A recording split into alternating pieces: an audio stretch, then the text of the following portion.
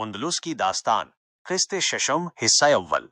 मार का इक़ाब, उंदलुस का सबसे बड़ा दिफाई बहरान। मुवहिदीन की खिलाफत के साए में उंदलुस ने एक बार फिर जो वक़ार हासिल किया था वो 13वीं सदी के आगाज में एक खौफनाक मोड़ पर पहुंच गया। मार्का अर्क की शिकस्तुल फांसू हश्तुम के लिए एक ऐसा जख्म था जो उसे चैन नहीं लेने दे रहा था।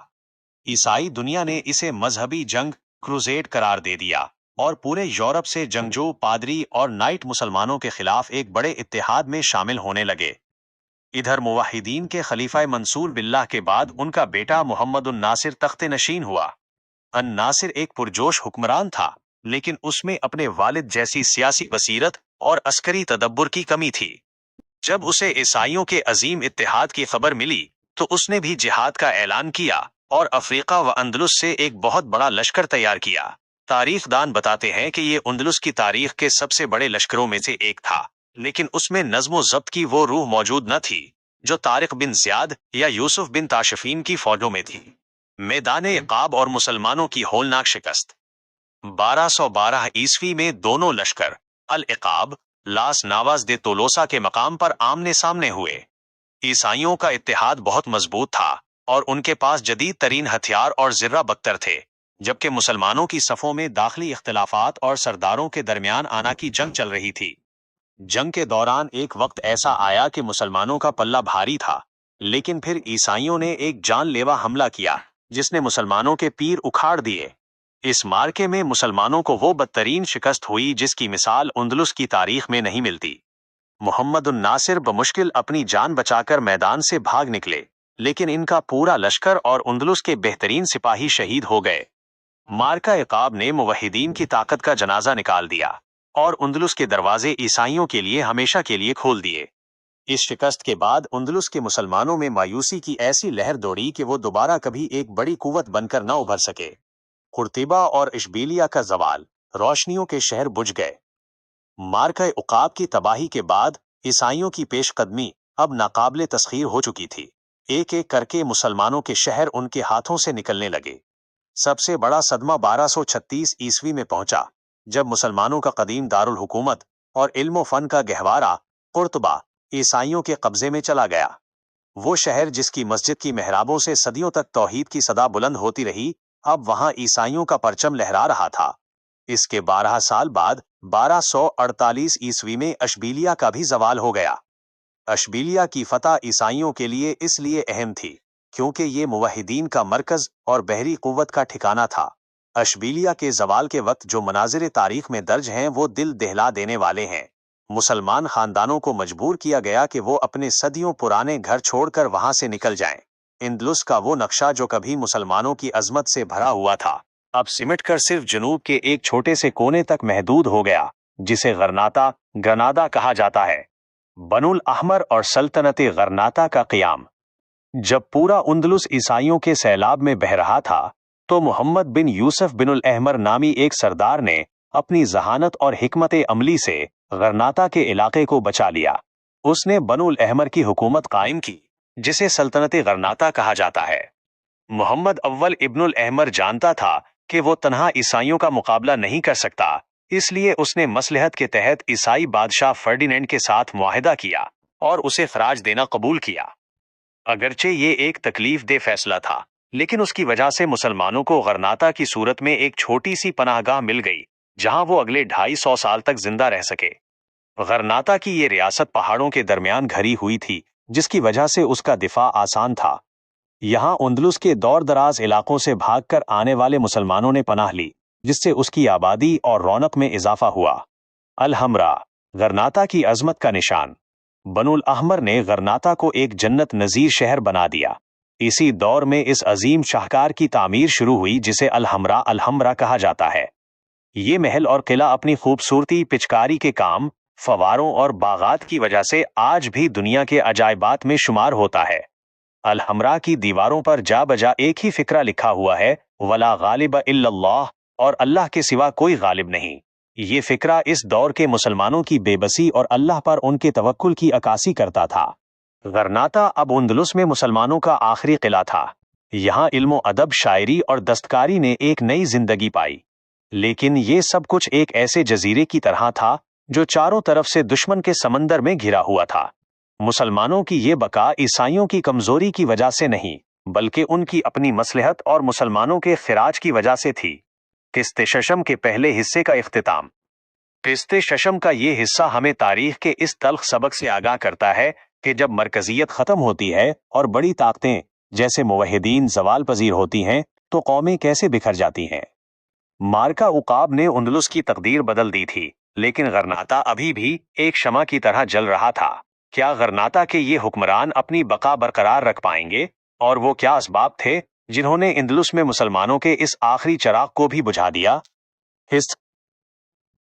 एक महसूर जन्नत की बका। गरनाता की सल्तनत, जो बनुल अहमर के ज़ेरे साया कायम हुई, तारीख का एक अजीबो गरीब बाब है। ये वो दौर था जब उंदलुस के तमाम बड़े शहर मसलन अशबीलिया, कुर्तबा, बलंसिया और मर्सिया ईसाइयों के कब्जे में जा चुके थे। मुसलमान अब सिर्फ जनूबी स्पेन के एक पहाड़ी खित्ते में समट कर रह गए थे। गरनाता की ये छोटी सी रियासत बज़ाहिर बहुत कमजोर थी, लेकिन कुदरत ने उसे 250 साल से जायद की जिंदगी अता की। इसकी बड़ी वजह यहाँ का जुग्राफिया था। ये इलाका सैरानीवादा के बुलंदोबाला पहाड़ों में घिरा हुआ था, जिसकी वजह से ईसाई फौजों के लिए यहाँ दाखिल होना इंतहाई मुश्किल था। मोहम्मद बिन यूसुफ बिन अल अहमर मोहम्मद अव्वल ने एक इंतहाई ज़हीन सियासतदान की तरह अपनी रियासत की बुनियादें रखें। वो जानता था कि ईसाइयों की मुत्तहिदा कुव्वत का मुकाबला अब नामुमकिन है, इसलिए उसने किश्ताला कैस्टील के बादशाह फर्डिनेंड से सुलह का मुआहिदा किया। इस मुआहिदे की शराइत बहुत सख्त थीं। गरनाता को हर साल एक भारी रकम खिराज के तौर पर देनी पड़ती थी और जरूरत पड़ने पर ईसाई बादशाह की फौजी मदद भी करनी पड़ती थी। यहाँ तक कि एक मौके पर मोहम्मद अव्वल को अपने ही मुसलमान भाइयों के खिलाफ अशबीलिया के मुहासरे में फर्डिनेंड की मदद करनी पड़ी। जब वो अशबीलिया की फतह के बाद गरनाता वापस पहुंचा, तो लोगों ने उसे फातेह के तौर पर खुशामदीद कहा, लेकिन उसकी आंखों में आंसू थे और उसने तारीखी जुमला कहा, वला गालिबा इल्लल्लाह, अल्लाह के सिवा कोई गालिब नहीं। यही फिक्रा गरनाता का सरकारी शियार बन गया। गरनाता की इल्मी और तमद्दुनी रौनक। अगरचे सियासी तौर पर गरनाता दबाव में था, लेकिन तमद्दनी लिहाज से उसने वो तरक्की की जिसकी मिसाल उंदलुस के सुनहरे दौर में भी कम मिलती है। चूंकि उंदलुस के दीगर शहरों से मुसलमान हिजरत करके यहाँ आ रहे थे, इसलिए यहाँ की आबादी में गैर मामूली इजाफा हुआ। इन मुहाजिरीन में बड़े बड़े उलमा, इंजीनियर्स, ताजिर और हुनरमंद शामिल थे। गरनाता की जमीन का एक एक इंच ज़राअत के लिए इस्तेमाल किया गया। पहाड़ों की ढलवानों पर सीढ़ी नुमा खेत बनाए गए और आबपाशी का ऐसा निजाम वज़ा किया गया कि पूरा गरनाता एक लहलहाता हुआ बाग बन गया। इसी दौर में कसरुल हमरा की तामीर मुकम्मल हुई। ये महल मुसलमानों की फन्नी अजमत का आखिरी और सबसे खूबसूरत निशान है। इसके सुतूनों पर की गई खत्ताती, उसके फवारों से गिरता हुआ पानी और उसके दरो दीवार से झलकती हुई नफासत आज भी देखने वालों को हैरान कर देती है। अलहमरा सिर्फ एक शाही महल नहीं था, बल्कि ये एक किला बंद शहर था जिसके अंदर हजारों सिपाही और दरबारी रहते थे। यहाँ की लाइब्रेरियों में इल्मे तिब, फल्कियात और फलसफा पर तहकीक जारी रही।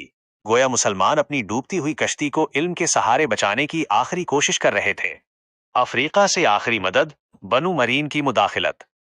13वीं सदी के अवाखिर में जब ईसाइयों का दबाव हद से बढ़ गया, तो गरनाता के हुक्मरानों ने एक बार फिर समंदर पार शुमाली अफ्रीका की तरफ नजर दौड़ाई।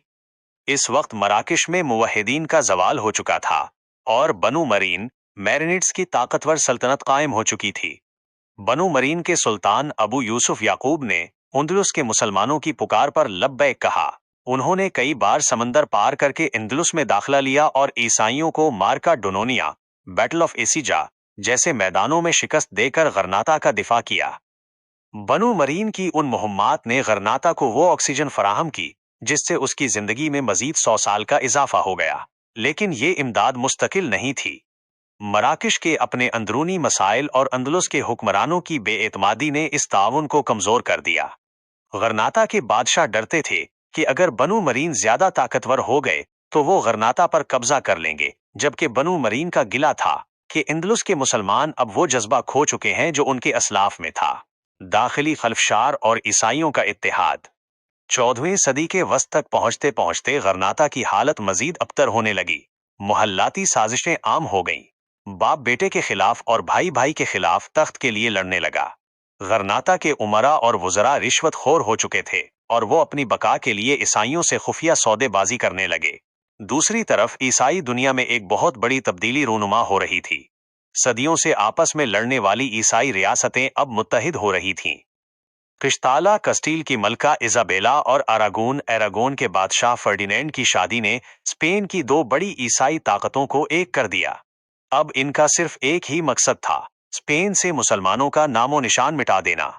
उन्होंने गरनाता के गिर्द घेरा तंग करना शुरू किया। एक एक करके गरनाता के किले और मुजाफाती शहर छीन लिए गए। मुसलमानों की सिपाह अब सिर्फ शहर की दीवारों के अंदर मैसूर होकर रह गई थी। किस्ते शशम के दूसरे हिस्से का इख्तिताम। गरनाता की कहानी अब अपने आखिरी और सबसे अलमनाक बाब की तरफ बढ़ रही थी। वो सल्तनत जिसने 800 साल तक इल्म और तहजीब की शमع रोशन रखी, अब वो बुझने के करीब थी। आखिरी उमवी शाही खून और बनुल अहमर के जज्बे को अब किसकी गद्दारी ले डूबी? वो कौन सा मंजर था जब गरनाता के आखिरी बादशाह अबू अब्दुल्लाह ने अल हमरा की चाबियां ईसाइयों के हवाले की, और वो आखिरी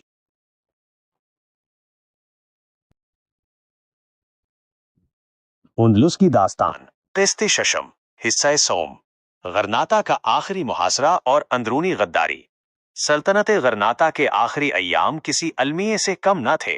1482 ईस्वी में जब ईसाई बादशाह फर्डिनेंड और मलका इजाबेला ने गरनाता को मुकम्मल तौर पर खत्म करने का अज़्म किया, तो उस वक्त मुसलमानों के अंदर इत्तेहाद नाम की कोई चीज बाकी न थी। गरनाता के आखिरी हुक्मरान खानदान में इक़्तिदार की जंग छड़ी हुई थी। सुल्तान अबुल हसन के खिलाफ इसके अपने बेटे मोहम्मद अबू अब्दुल्ला ने बगावत कर दी थी। बाप और बेटे की इस लड़ाई ने ईसाइयों का काम आसान कर दिया। अबू अब्दुल्ला ने अपनी नादानी में फर्डिनेंड से मदद मांगी, और इस तरह वो खुद दुश्मन के जाल में फंस गया। फर्डिनेंड ने अबू अब्दुल्ला को इस्तेमाल करके सल्तनत के अहम किले छीन लिए। जब अबू अब्दुल्ला को अपनी गलती का एहसास हुआ, तब तक बहुत देर हो चुकी थी। 1490 ईस्वी तक ईसाई फौजें गरनाता की दीवारों तक पहुंच चुकी थीं। शहर का मुकम्मल मुहासरा कर लिया गया, तमाम सप्लाई लाइनें काट दी गईं और गरनाता के अंदर कहत जैसे हालात पैदा हो गए। मुसलमान मुजाहिदीन, जिनकी क़ियादत मौसीज़ बिन अबी गस्सान जैसे बहादुर सिपा सालार कर रहे थे, वो आखिरी दम तक लड़ने के हक में थे, लेकिन महल के अंदर बैठे हुए बुज़दिले वज़रा और खुद अबू अब्दुल्ला हिम्मत हार चुके थे। अल हमरा की हवालगी, एक अजीम तहजीब का गुरूब। 2 साल के तवील मुहासरे और भूखो प्यास की शिद्दत ने गरनाता के लोगों को निढाल कर दिया। बिलाखिर 2 जनवरी 1492 का वो स्याह दिन आया जब गरनाता की चाबियां ईसाइयों के हवाले करने का फैसला हुआ। एक मुआहदा तय पाया जिसमें ईसाइयों ने वादा किया कि मुसलमानों को मजहबी आज़ादी दी जाएगी, उनकी जानो माल महफूज रहेगी और उन्हें अंदलुस में रहने की इजाज़त होगी, अगरचे बाद में इन तमाम वादों की धज्जियां उड़ा दी गईं। अबू अब्दुल्लाह अल हमरा के महल से निकला और शहर के दरवाजे पर फर्डिनेंड और इजाबेला से मुलाकात की। उसने अपने आबाओ अजदाद की 800 साला मेहनत की निशानियां यानी अल हमरा की चाबियां दुश्मन के हवाले कर दी। अल हमरा के मीनारों पर जहां सदियों से अजानें गूंजती थीं, वहां अब ईसाइयों का चांदी का सलीब वाला परचम लहरा रहा था। ये सिर्फ एक शहर का जवाल नहीं था, बल्कि एक पूरी तारीख, एक इल्म फन के गहवारे और एक अजीम इस्लामी रियासत का आखिरी चराग गुल हो चुका था। मुसलमान का आखिरी सांस, the last sigh of the Moor. चाबियां हवाले करने के बाद अबू अब्दुल्ला अपने खानदान के साथ गरनाता से रुखसत हुआ। जब वो पहाड़ की एक बुलंद चोटी पर पहुंचा, जहां से पूरा गरनाता और अल हमरा के खूबसूरत मीनार नजर आ रहे थे, तो वो रुक गया और अपने खोए हुए वकार को देखकर ज़ारो कतार रोने लगा। उसकी माँ सुल्ताना आयशा, जो एक गैरतमंद खातून थी, उसने अपने बेटे के आंसू देखकर वो तारीखी जुमला कहा जो रहती दुनिया तक इबरत का निशान बन गया। जिस सल्तनत की हिफाजत तुम मर्दों की तरह न कर सके, उसके छिन जाने पर अब औरतों की तरह आंसू बहाने से क्या फायदा। जिस जगह खड़े होकर अबू अब्दुल्ला ने आखिरी बार गरनाता को देखा था, इस मकाम को आज भी स्पेन में मुसलमान का आखिरी सांस, एल सुस्पीरो देल मोरो कहा जाता है। अंदलुस के मुसलमानों का हशर और मुकम्मल इखराज। गरनाता की फतह के बाद ईसाइयों ने अपने तमाम वादे भुला दिए। मुसलमानों को जबरदस्ती ईसाई बनाने का सिलसिला शुरू हुआ। मसाजिद को गिरजों में बदल दिया गया और अरबी जबान की किताबों के ढेर लगाकर उन्हें सिर्रे आम आग लगा दी गई। वो मुसलमान जो ईसाई बनने से इनकार करते, उन्हें बदतरीन अजियतें दी जाते, इंक्विजिशन माइनस इंक्विजिशन। लाखों मुसलमानों को समंदर पार अफ्रीका की तरफ हिजरत करने पर मजबूर किया गया। 1609 ईस्वी तक उंदलुस से आखिरी मुसलमान को भी निकाल दिया गया और इस तरह वो सरजमीन जो 800 साल तक इस्लाम के नूर से रोशन थी, वहां से मुसलमानों का नामो निशान मिटा दिया गया। उंदलुस की दास्तान जहां उरूज, इल्म और शुजाअत की दास्तान है, वहीं ये आपसी ना इत्तेफाकी, ऐशो इशरत और दुश्मन पर भरोसा करने के हौलनाक नताइज का एक सबक भी है। किस्ते शशम और सीरीज का